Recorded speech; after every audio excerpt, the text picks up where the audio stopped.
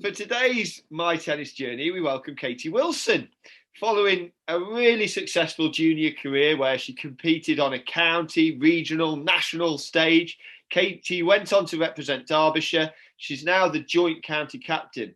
She's also, as we'll hear later, an ambassador for the LTA's She Rallies initiative, and she's an inspirational coach. And as you'll hear, Katy has a really inspirational tennis story. So Katy, welcome to the show. How are you doing? I'm all right, thank you. I'm doing fine. How are you? Very good. So tennis wise, was it love at first sight? Did you enjoy it right away?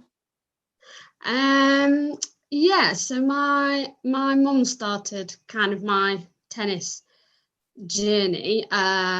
We were kind of messing around in the garden with one of them pink plastic rackets and a ball, and my mum was like, Katy, just let this bounce and hit it.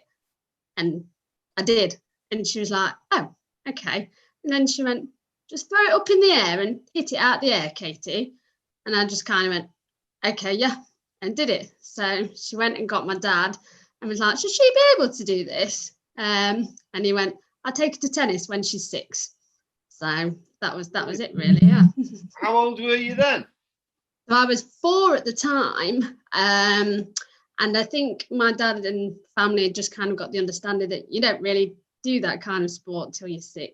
So we didn't live far from the Watchorn Tennis Club, which is obviously now not a tennis club. But yeah, so we went there when I was 6, and apparently as soon as I came back, I went, when can I go again? So yeah, I think it probably was love at first sight. And did you try other sports? Was that? Yeah, I did a bit of dance, a bit of gymnastics, but kind of bat and ball wise, no, nothing until I picked a tennis racket. And away you went. And so starting off at 6, playing the game down at Watchorn, when did you move to competing? What sort of age? I started playing for the Watchorn as a child. I think I was about 8 years old. So I went and did the kind of competitions that the children do now, you know, if they play for Church Broughton or Woodlands. Yeah, we kind of had those at that age. So yeah, straight away. Yeah, and then did you start competing, you know, more around the circuit? Were you moving quite quickly? Yeah, so I played a lot from kind of 9, 10 years old, and it just carried on from them, really. Yeah, I mean, as a tennis parent, I'm always trying to judge the balance on the number of tournaments for our children to play. Did you play a lot of tournaments when you were young? Yeah, we probably travelled to a tournament 3 weekends out of the 4 from quite a young age, and it just became routine, really. Yeah, and that was Derbyshire and beyond? Yeah, Derbyshire, Nottinghamshire. Sometimes we'd go quite far. I remember we did every year, we took a trip up to Scotland to play a tournament there. So yeah, but no, yeah. Now, you know as well as I do, you know, competitive tennis can be a really tough sport. And particularly when you're a relatively young child there. How did you deal with the defeats at that point? So I can't remember really when I was young how I dealt with the losing. So my mum and dad say that I was fine losing if I lost to one of my friends. So if I lost to somebody I liked, I didn't have a problem with it, which is quite funny. But if I lost to someone who I didn't like, then I used to have a massive problem with it. I used to be in the car crying. It would take me a few days to get over it. So it wasn't necessarily losing as a whole. It was who I lost to was the problem. And do you reckon, like, has that experience helped you when it comes to, you know, advising the players which you coach now? You know, has it helped you prepare them? Because we're going to lose her if we're tennis players. We are going to lose at times. Yeah. I think so. I think I try and tell players that, you know, if you do your best, then that's it really. If you don't think you played as well as you could have done, then yeah, you need to work on it. You almost have the right to be angry because you know what you can do. But if you've tried as hard as you can, then you know, you've probably played well, you've just lost to someone who was better on the day. So true. Give your all, that's all you can do, whatever you're doing, isn't it? Yeah. What you're doing in your life, give it your all. Come on. So playing for the county, when was your first experience of playing for Derbyshire?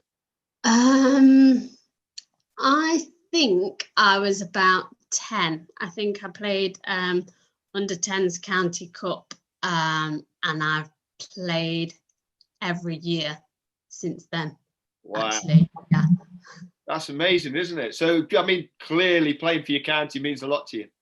Yeah, massively. I think it's one of those things that you catch up with people who are, you know, the same as you. They're out playing their own tournaments and they're doing their own thing.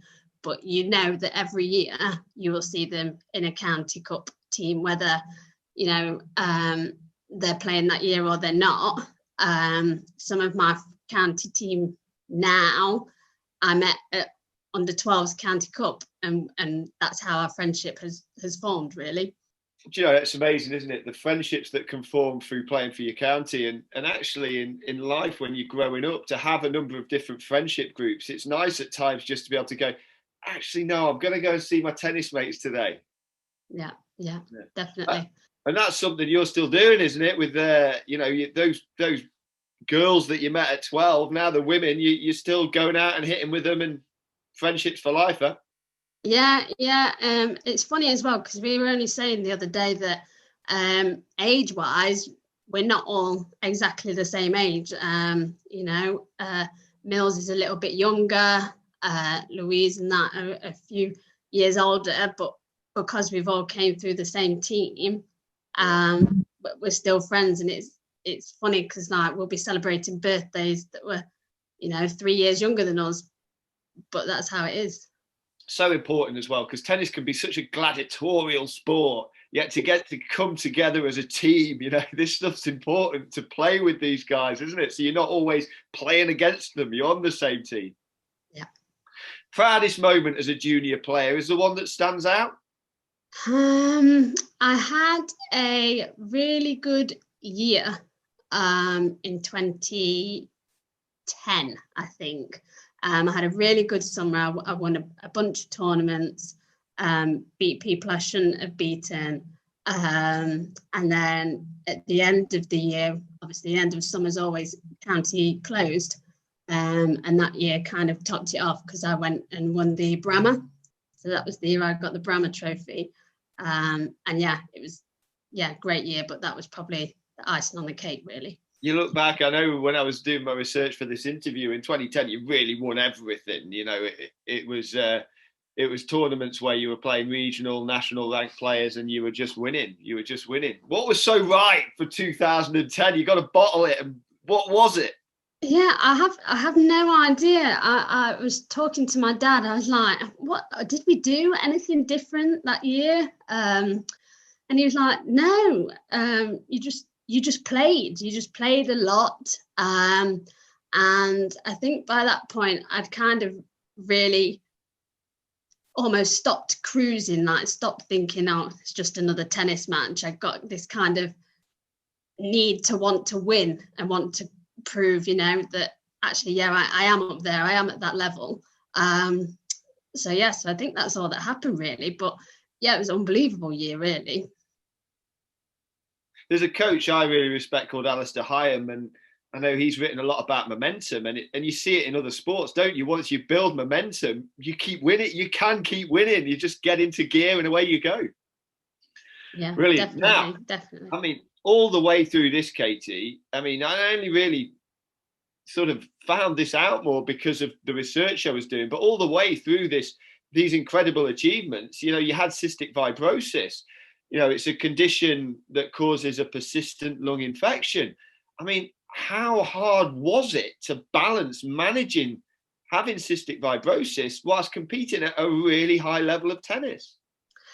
I think it always depended on, you know, how I felt and how well I was. Winter season was always slightly trickier because that's when we were at our most kind of poorliest. That's where we get the colds and the coughs. But balancing it was tough. Like I'd almost didn't want to pull out of tournaments if I didn't feel well. So I'd go and play, and sometimes I'd lose, sometimes I'd just be out first round. I'd be like coughing away on court. And yeah, but sometimes I'd skip school because I wasn't feeling well. But then mum would say, right, you're off to play tennis because you got to keep active. You've got to keep those lungs doing what they're meant to do. Amazing. I just think it's really inspiring, Katy. And at that point, I mean, did your opponents, did your teammates, were people aware of what you were actually dealing with? No, not at all. It was something we kept to ourselves. It was something we kept pretty private. I used to rock up to tournaments and people would say, oh, have you still got that cough? And I'd be like, yeah, still got it. Because it was just something that if we always wondered, would people kind of think I'd use it as an excuse during my kind of junior career, and things like that. So no, nobody knew. But it was interesting. One of my friends from a long time ago is studying physiotherapy, and she only messaged me a couple of months ago and said, like, our whole childhood makes sense now, because she had no idea. She was one of my closest friends at the time, but yeah, one of the first people we kind of had to tell was Jane Rushby. She took me away on County Cup, and we were away for a few days, and I wasn't feeling very well, so we kind of that was probably one of the first people we told, and then slowly we'd tell a couple more people. But yeah, it's nothing that I kind of made everybody aware of. Such as I was saying, I mean, it's inspiring from a cystic fibrosis. I'm sure in the community, just to show what you can achieve, and I mean, how are you now from a cystic fibrosis perspective? You just always seem so positive. I don't think I've ever heard you grumble much about anything.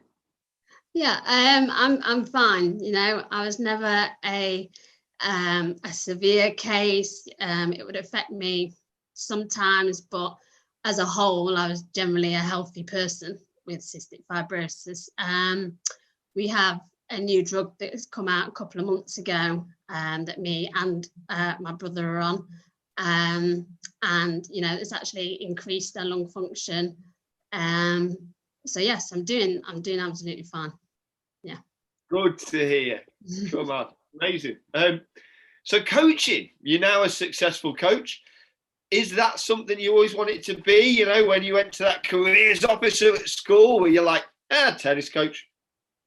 I always pictured I'd be a teacher. So I always thought I would teach. I never kind of knew what that would be. But I ended up kind of falling into teaching tennis. And it's interesting, actually, when we did a kind of work experience when we were at school, and I went into the office and said, I'm going to go and work as a tennis coach. And they just looked at me like, is that a real job? And I was like, yes, yes, it is. So yes, that's what I did. It's same for me. I mean, I, as a junior, playing for Derbyshire, and tennis was a massive part of my life, a really positive part of my life. Yet I never really thought of it as a career. It's only more recently that I've thought, I can go into this as a career. I mean, the one thing I would say, though, tremendously hard work. I don't think people, I mean, coaches together here, but coaching is not a walk in the park, is it? No. So hard. Come on now. If if we're representatives of tennis, if you were selling the game of tennis to a parent who's looking at a variety of sports for their child, why would you say they should choose our sport? Why should they choose tennis? I think tennis it's a different sport. It's, you put a child at the age of 7, 8-year-old, you put them on a court and you say, almost off you go. In a tournament, you've got to call the ball out, you've got to agree the score, you've got to deal with, somebody might cheat, you've got to, you've got all these problems that you've got to deal with at like 7 years old. And you do just learn how to deal with it. And I think that's massive. Like in football, you know, your parents can be shouting at you from the side saying, do this, do that.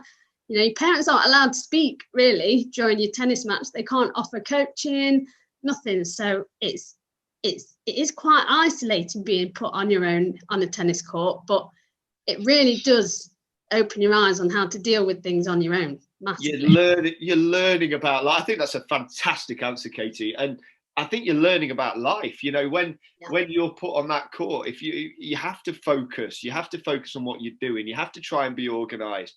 You have to deal with things that don't always go your way, and that's kind of life, huh? And of course, you can have great fun, and you'll go make all the positive things. But It's true, you know, as a parent, I can't think of a sport where you're going to learn more about real life than tennis. So yeah, great answer. Come on. Now, I know you're passionate about the LTA She Rallies program. I know you're an ambassador for that program, which Judy Murray's really been instrumental in. Can you tell us a little bit about what the LTA She Rallies program is and what your role is? Yes, so the program is to try and get more females in tennis. Judy is massive on female role models, females being involved in the game, and her kind of the She Rallies program is to get more female coaches. So it's one, to get females playing the sport and involved in the sport, but also to get female coaches teaching the sport so that these young girls have somebody to look up to. And why do you think we need to get more female coaches? Why are we in this position where we haven't got enough? I think it's one of those sports that I wouldn't say it's predominantly men, but I think it is seen that way to some people. And I think as a female coach, you have extra things that you have to think about. You know, you're going to be the one to have the child. You're going to need time off to be pregnant. You know, you're going to be that main carer for your children. Obviously the fathers will play a role in that, and then it puts women off. It puts them off coaching because they've got to have so much time off to do these other things that actually keeping it stable you can't really do. So I think that puts people off. And I think the fact that there are less female coaches puts females off working in that environment because they don't want to be surrounded by blokes all the time. Yeah. And from a girl's point of view as well, you know, I think the girls are going to react well if there's a female coach there, you know, if there's more girls players there. I think it's another sort of way, isn't it, of, you know, girls just being put in groups with lads. You know, sometimes some girls will thrive in that atmosphere, but sometimes just having enough girl players to have your own group of girls. Is that something that you feel is important? Yeah, I mean, recently I started one up. We'd had a young girl from Woodlands where I work, and her mum was like, I can't find a group that my daughter wants to go to. She doesn't want to play with the boys, they're too competitive. You know, the male coaches she's not great with. She doesn't quite understand the banter. And I just kind of said, well, all right then, we'll set one up. We'll trial it. Let's set it up and see how it goes. And we have 12 girls who attend regularly between the age of 10 and 15. And they love it. They absolutely love it. And do you open that up to other clubs as well, Katy, or is it they're all Woodlands players? They were anybody really. They've joined as members, but we put a post up on Facebook for anybody kind of in the area who wanted their daughter to start up tennis, and away they came. So I think it's, if you've got someone at your club who can do that as a female, then it's absolutely great. But one of the big things I found is that to try and motivate them and things like that, I have said I'll do them a trip, so just to go and watch some tennis, but female tennis, so that they kind of understand you know, this is what it looks like. It's normal for women to play the sport. And so, what tournaments are you going to take them to? COVID, obviously. Well, yes, allowing. exactly. Yeah, the promise would be just to take them local, take them to the Nottingham one on the day when the females are playing, just so that they've got something to look to aspire to. You got to do a trip to watch Derbyshire ladies, surely. Where are they going to be in the summer? Do you know? yeah, you're right. That's what I'm going to put on I'm going to put a bus on. Yeah. Definitely. We need to get our players, don't we, to watch our county team support. Just think if we could turn up at county tennis with so many people getting the chance going, it'd be incredible. Come on. Now, you're now joint captain of Derbyshire women's team with Louise Holton. It's obviously been a massive part of your tennis career. I mean, how important do you think county tennis is? Massive. In one word, it's absolutely massive. I think it keeps girls in the sport who've played to a decent level and don't want that pressure of nationals and international tournaments and British tours and things like that.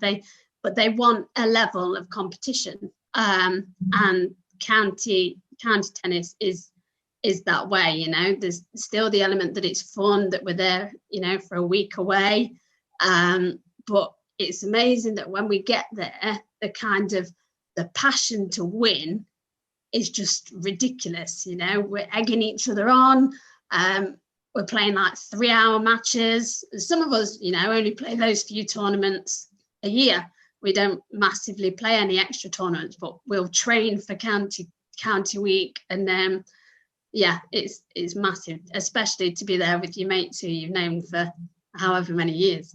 So true. And you know, we've talked a lot about juniors today, and it is something for our junior players to aspire to, regardless of whether it's Derbyshire, whether it's Kent, whether it's Surrey.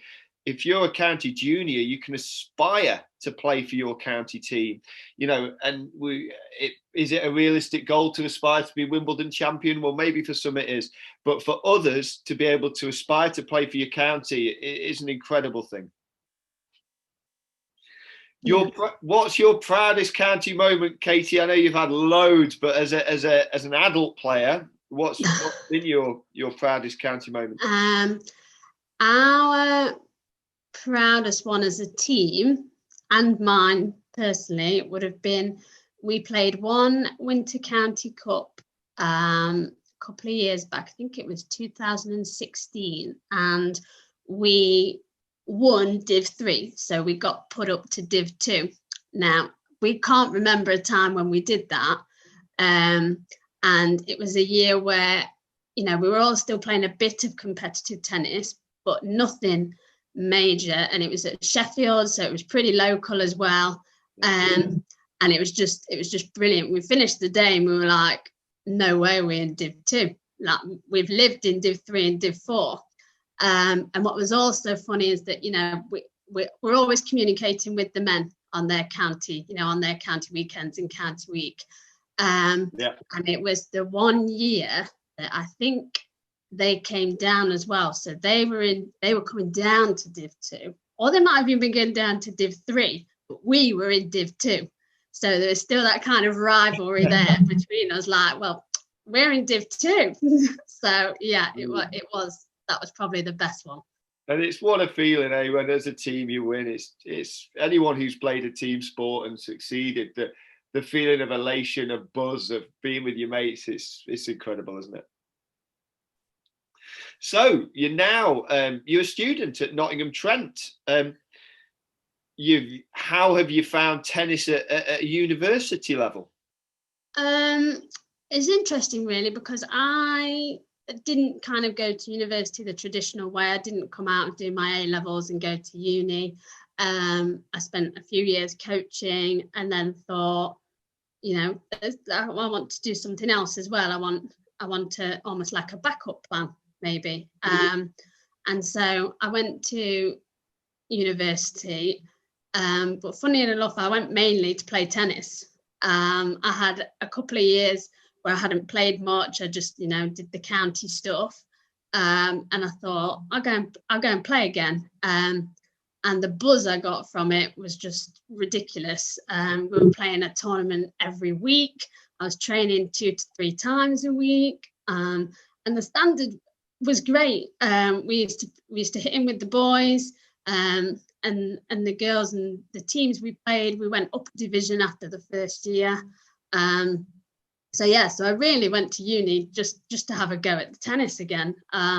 But yeah, I've loved it. And obviously this year it's been a little bit disappointing because we've not been able to do it because of, all the coronavirus and stuff. So, but massive.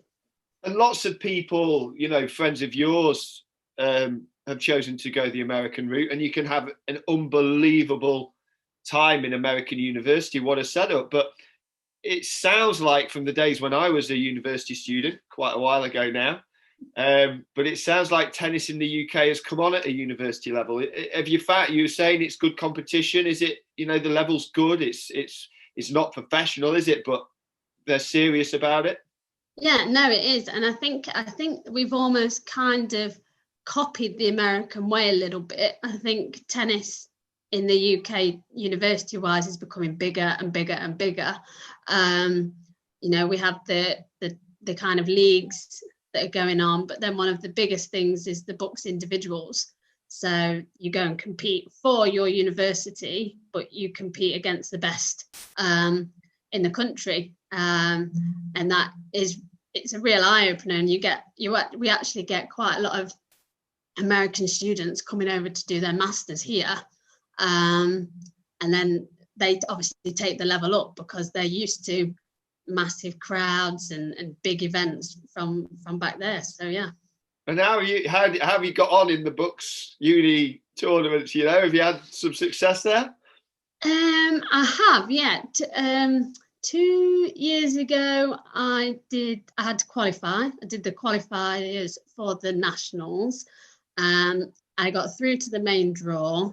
I then won a round in the main draw, and then I lost to a girl called Manisha Foster, who turns out she was really high up as a player when she was younger, and it was just amazing, like, to play at that level again. So I have had some success. I have had to try and play as our number one for a few years as well, which again has been good. I've got some really good tennis out of it. Great experience. And also that dream you had when you spoke, of becoming a teacher. So it's teacher training that you're doing, Katy. So what's the future hold in that respect? I think the future holds half and half. So tennis, I love teaching tennis because I love playing tennis. Yeah. If I don't enjoy playing, then I don't enjoy coaching. So I have to really make sure I get that balance right.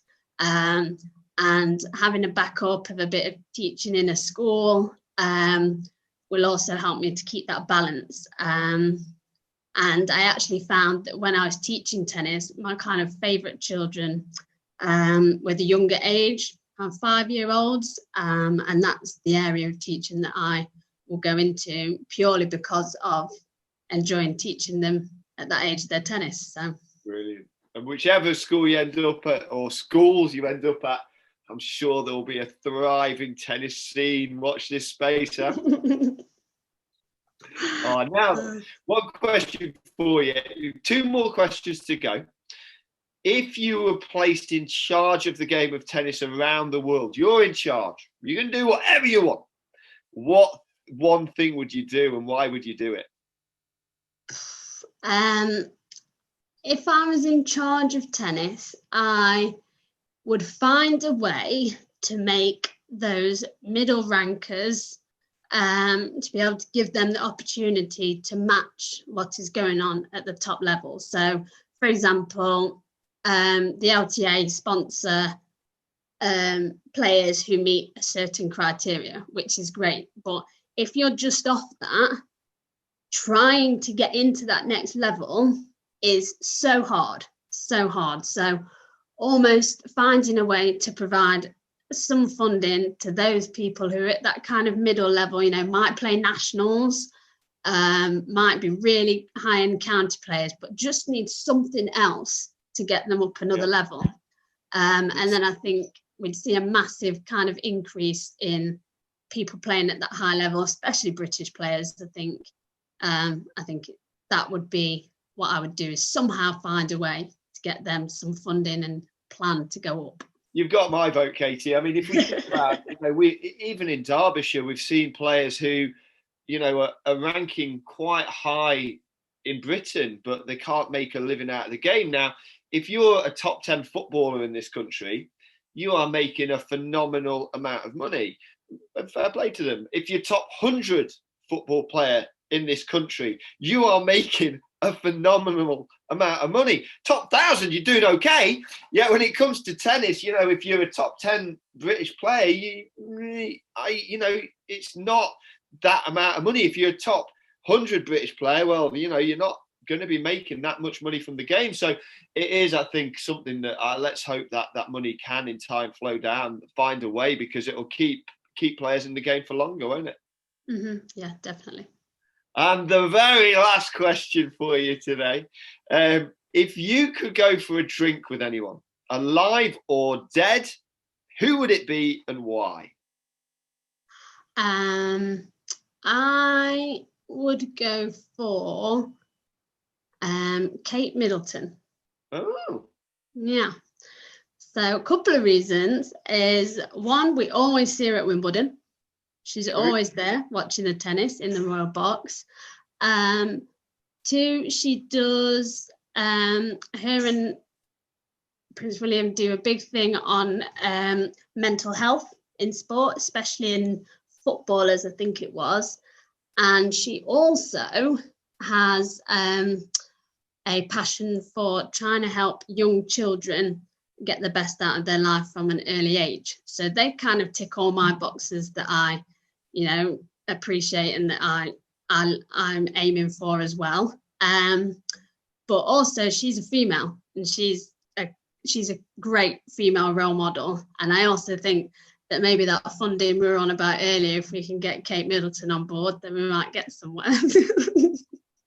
Hey, Katie, it's a great answer. I don't know what the chances of Kate seeing this interview are. I'll send it on to their Twitter account, or whatever it might be. But I'm sure if she watches it, that you will get the call, you will get that drink, and I think you'd have a tremendous time talking about all those areas which you're both passionate about. Great answer, Katie. Great answer. Hey, well, listen, it's been lovely chatting. As I say, just on a tennis level, you've had an amazing journey, but with so many other things going on, a truly inspirational journey, Katie. Here's to the next chapters, and thank you very much for your time. No worries. Thank you.